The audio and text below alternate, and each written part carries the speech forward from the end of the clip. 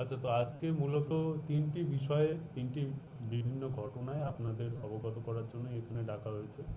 প্রথমত, গত 30/9/2025 তারিখ মধ্যরাতে শিয়াখালার অন্তর্গত বড়ডাঙ্গা শেখ বেকারিতে কিছু দুষ্কৃতী ঢুকে বেকারির অফিসের তালা ভেঙে একটি ক্যাশ বাক্সের মধ্যে থাকা 3 লক্ষ টাকা চুরি করে নিয়ে পালায়।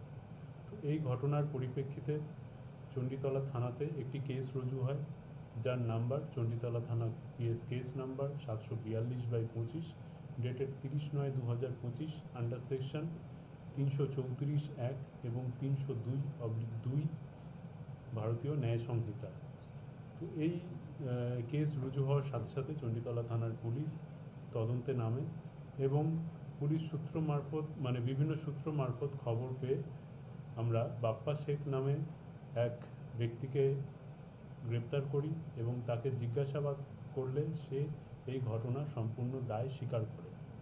তাকে পরবর্তীকালে জিজ্ঞাসাবাদ করে এই ঘটনার সাথে জড়িত অন্যান্য ব্যক্তিদের আমরা সন্ধান পাই।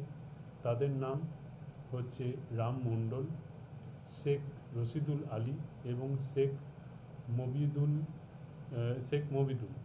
তো তারপর আমরা তাদেরকেও গ্রেপ্তার করি এবং তাদের থেকে 1 লক্ষ টাকা চুরি যাওয়া নগদ টাকা, যে ক্যাশ বাক্সের মধ্যে এই টাকাটা ছিল সেই ক্যাশ বাক্স এবং এই ঘটনায় ব্যবহৃত পালসার 220 একটি মোটরসাইকেল আমরা বাজেয়াপ্ত করি।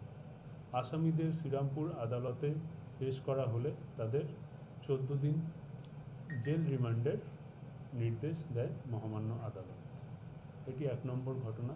দ্বিতীয়ত হচ্ছে, গত অষ্টমীর রাতে বাড়িতে কেউ না থাকার সুবাদে কিছু দুষ্কৃতী নবাবপুর এলাকার দুধকর্মী গ্রামে একই বাড়িতে পরপর 4টি ঘরে থাকা আলমারি ভেঙে সেখান থেকে কিছু সোনার গয়না, একটি গ্যাস সিলিন্ডার এবং আরও কিছু প্রয়োজনীয় জিনিস নিয়ে পালায়।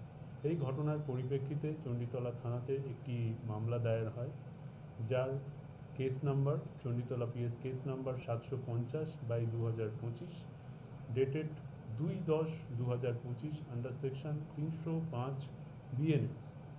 তো এই ঘটনায় তদন্তে নেমে পুলিশ শেখ আলিম নামে এক ব্যক্তিকে গ্রেপ্তার করে এবং তার কাছ থেকে সেই চুরি যাওয়া গ্যাস সিলিন্ডার এবং সোনার গহেনাগুলো উদ্ধার করা হয় এবং তার কাছ থেকে পরবর্তীকালে একটি টোটো উদ্ধার করা হয়। তো এই ব্যক্তিকে আমরা আদালতে পেশ করি এবং তাকে 4 দিনের